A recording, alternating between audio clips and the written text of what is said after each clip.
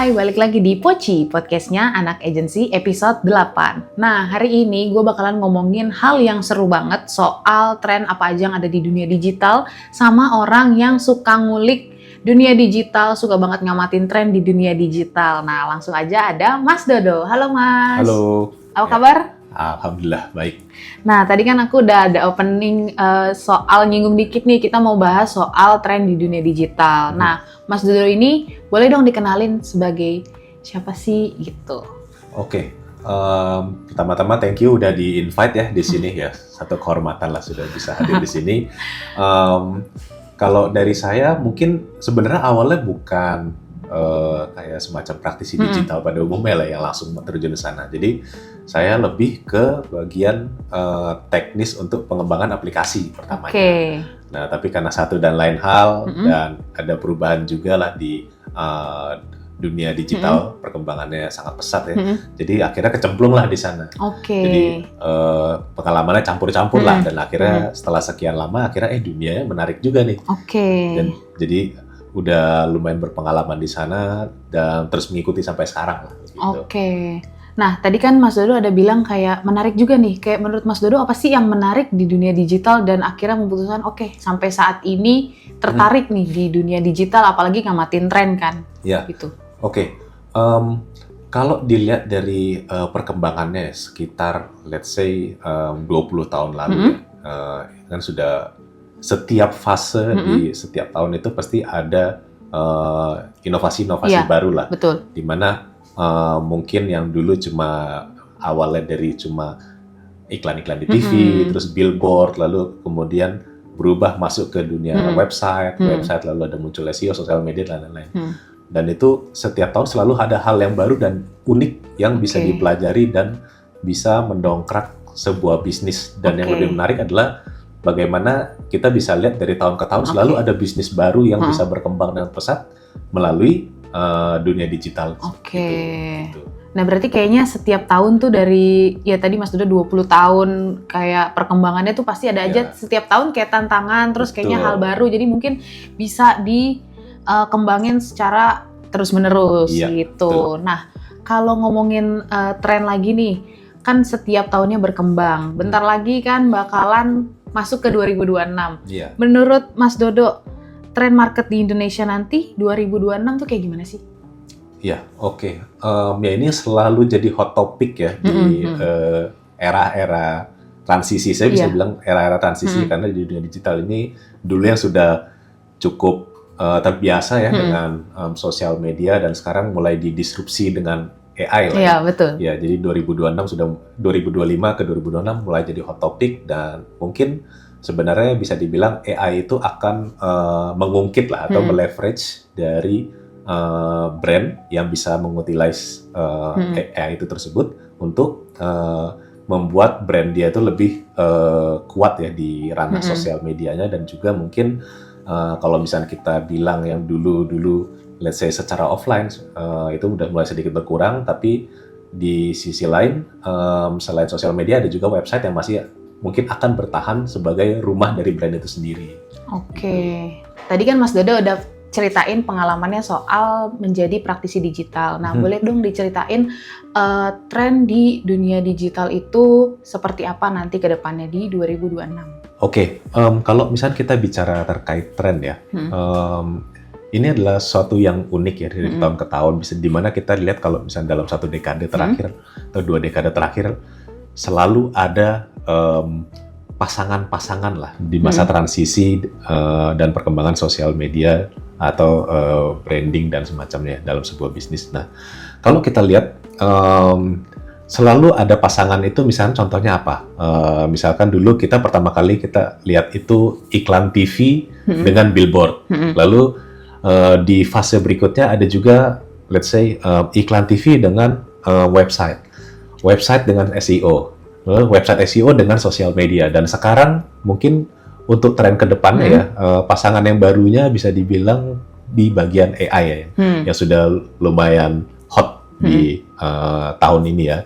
Nah, transisi itu yang mungkin kedepannya mulai harus diperhatikan oleh para brand untuk investasi ke sana dari segi sosial medianya, tapi tanpa melupakan ya itu tadi dari branding sosial media dan websitenya itu sendiri, karena itu nanti akan jadi sebuah pasangan yang akan bisa membantu leverage brand mereka di mata masyarakat lah gitu.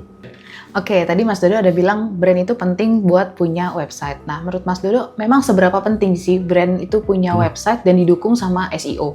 Ya, ini pertanyaan yang menarik karena kalau dilihat di masa sekarang ini banyak sekali brand yang lebih mementingkan atau terlalu fokus dengan sosial media mereka, di mana mereka terlena dengan audiens yang datang kepada mereka, tapi sebenarnya mereka lupa satu hal yang penting itu yaitu websitenya itu sendiri, di mana itu yang sebenarnya adalah menjadi fondasi atau rumah dari brand itu.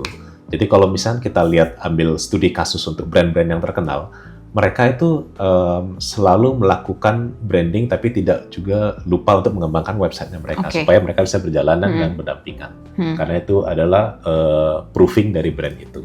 Kalau misalnya saya boleh analogikan, antara sosial media dengan website itu sebenarnya seperti nelayan. Jadi kalau misalkan ketika kita udah pergi jauh naik kapal untuk memancing gitu, anggaplah audiens itu seperti ikan yang ada di laut, di mana nelayan itu coba mancing. Tapi ketika kita udah dapat ikannya, kalau misalnya kita nggak ada, nelayan itu nggak bawa kulkas atau kotak penyimpanan ikan tersebut, di mana itu ya tadi audiensnya, itu mau ditaruh di mana? Dan mereka nggak bisa callback atau mereview, ini saya udah dapat ikan apa aja hari ini, apakah ada yang besar, ada yang kecil. Nah itu yang mungkin brand sering lupa juga terkait pentingnya sebuah website dalam status atau branding mereka. Nah, tadi menarik tuh analoginya adalah si nelayan dan pancingan. Dari sosial media sudah dipancing masuk ke si nelayannya itu dapat ikan, taruhnya di website. Nah, analoginya adalah seperti itu. Bagaimana menjaga si ikan itu agar tetap fresh istilahnya, biar audiensnya tetap fresh di website tersebut.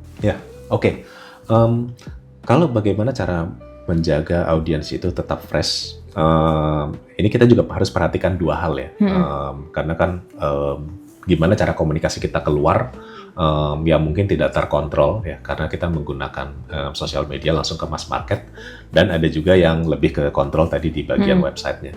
Nah, untuk terkait bagaimana cara kita memaintainnya adalah ya interaksi dalam website itu bisa dibilang untuk menunjukkan bahwa brand itu kredibel. Kredibilitasnya bisa dibilang terjaga lah. Jadi ketika orang sudah datang dari sosial media, di mana mereka sudah dapat pengetahuan secara umum dari mass market, ternyata brandnya seperti ini loh. Apakah kita bisa menjamin bahwa brand image yang kita tampilkan itu seperti itu, dan itu dengan apa? Menggunakan website. Nah, dan juga website itu juga nanti akan mengamplify trust dari audiens itu terhadap si brand tersebut melalui ya, misalkan websitenya tertata rapi, lalu kontennya juga bagus, dan dia bisa memberikan informasi atau klarifikasi yang tepat terhadap apa yang susah atau banyak noise bisa dibilang ya di market yang tidak terkontrol begitu. Nah, disitulah pentingnya peranan website yang bisa menjaga audiensnya tetap fresh dan punya kepercayaan terhadap brand tersebut gitu. Seberapa penting sih SEO itu untuk suatu website untuk menjaga si audiensnya itu tetap ada di dalam website tersebut? Kalau kita bicara tentang SEO, ini juga menariknya adalah satu hal yang dilupakan oleh beberapa brand besar ya, di mana mereka fokus sosial media tadi. Sebenarnya SEO itu masih penting, tapi behavior-nya yang berubah. Jadi kalau dulu kita lihat sebenarnya SEO itu lebih mengutamakan kayak konten-konten yang sifatnya teks, lalu keywords, dan lain sebagainya, gimana supaya website itu tanda kutip gemuk dengan informasi. Untuk kedepannya SEO itu mungkin akan lebih berubah bersamaan dengan AI itu tadi, karena kalau kita lihat sebenarnya AI kan sudah mengarah ke pencarian suara, pencarian gambar, dan lain-lain, sudah lebih canggih. Nah, mungkin ke depannya SEO itu akan mengarah ke sana, di mana brand sudah mulai harus pertimbangkan selain memperbaiki struktur konten yang sifatnya informasi teks atau SEO box bisa kita sebutkan ya.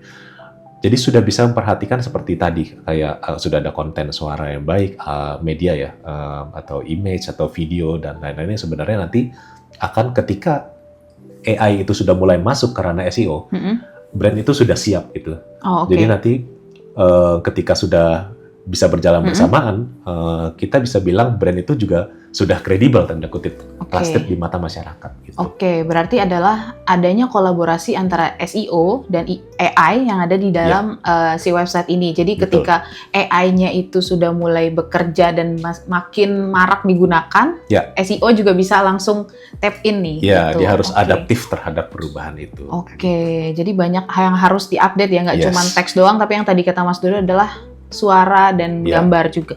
Oke, kalau gitu berarti bagaimana cara brand untuk beradaptasi terhadap perubahan ini? Karena kan yang namanya AI dan konten juga itu kan harus berjalan selaras ya, yang tadi Mas Dodo bilang. Gimana caranya?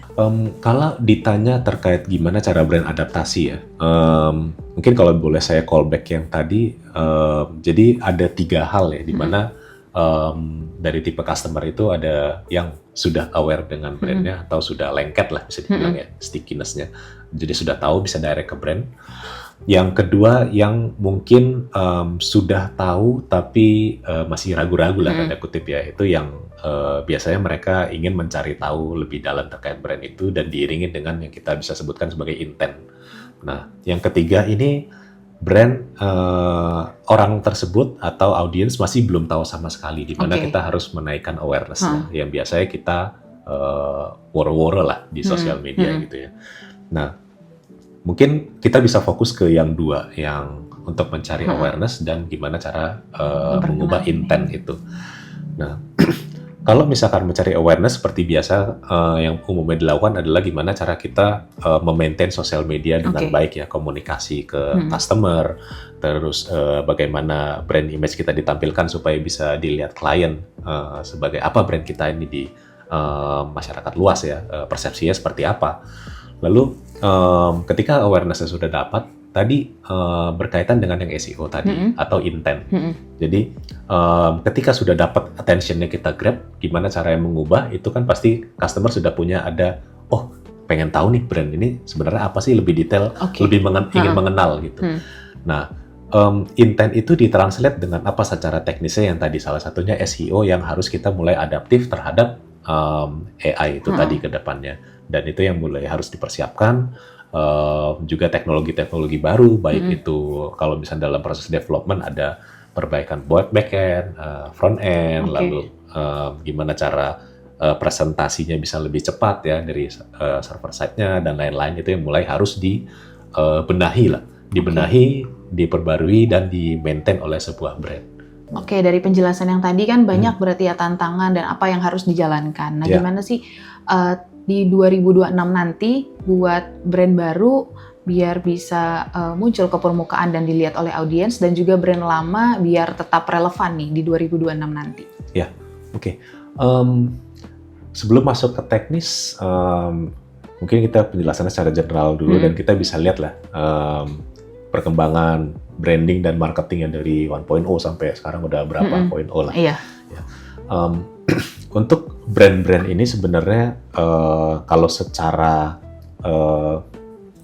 garis besar kita bisa simpulkan ke satu hal sih, di mana kita lihat juga studi kasus bagaimanapun besarnya pasar dan seberapa besar brand pun tetap ada aja brand yang bisa masuk. Misalnya kayak let's say parfum terkenal masih ada parfum yang baru kan. Nah, mereka ini mungkin harus fokus juga ke satu hal, yaitu segmentasi dari pasarnya dan posisi dari brandnya. Mereka mau targeting ke masyarakat atau segmen konsumen yang seperti apa, lalu baru disesuaikan dengan image dari brand itu sendiri. Nah, nanti setelah secara konseptual mereka sudah matang, barulah kita bisa masuk ke ranah teknisnya. Ranah teknisnya itu mungkin yang sudah dijelaskan tadi, dan kalau misalnya saya boleh callback gimana caranya kita penetrasi sosial medianya rapi, bagus, dengan konseptual yang tadi sudah dibuat. Lalu juga harus ditopang dengan rumahnya, yang website itu tadi. Gimana caranya supaya website itu sangat rapi buat audience trust dengan brandnya, dan juga gimana caranya mengkonversikan ya awareness dari masyarakat itu masuk menjadi intent dan melihat bahwa oh brand ini bagus gitu. Jadi itu semua harus dipersiapkan secara bersamaan dan bertahap lah supaya customer percaya dengan brand kita gitu. Itu termasuk salah satunya kalau misalnya kita bilang secara teknis SEO, lalu ada tantangan AI, gimana caranya kita bisa meleverage itu semua gitu. Oke, setelah tadi dijelasin ada SEO dan juga AI yang nanti akan kayak jalan barengan atau berkolaborasi, kira-kira bakalan di 2026 nanti nih, bakalan ada perubahan tren pencarian nggak nih Mas? Oke, terkait tren pencarian, iya ya. Kalau misalkan sesuai yang tadi saya jelaskan, pertama dari brand segmentasi dan positioning-nya, di mana kita tahu bahwa generasi kita sudah berubah nih, udah di segmen-segmen juga kan, boomer, Gen Z, terus ada kita tengah-tengahnya milenial gitu kan. Nah nanti ke depannya ini kan yang akan mendominasi ini bukan lagi boomer atau milenial, tapi kan lebih banyak Gen Z dan Gen Alpha. Di mana sudah mulai harus mempertimbangkan komunikasi brandnya harus seperti apa dan harus berubah. Jadi kita bisa lihat iklan-iklan yang dulu misalkan ya, ada yang nyanyi-nyanyi, nari-nari, sekarang lebih lucu-lucu misalkan. Nah itu juga bisa kita lihat bahwa komunikasi brand itu sudah berubah untuk menarik audiens. Nah juga setelah komunikasi yang tadi untuk menarik audiens itu yang harus kembali lagi adalah apakah fondasi dari brand itu sudah kuat. Salah satunya tadi bagaimana SEO itu mendukung ketika dari audiens itu masuk, dan salah satunya adalah websitenya, rumahnya bagus apa enggak. Karena bisa jadi komunikasinya bagus, ternyata kok rumahnya kurang bagus gitu.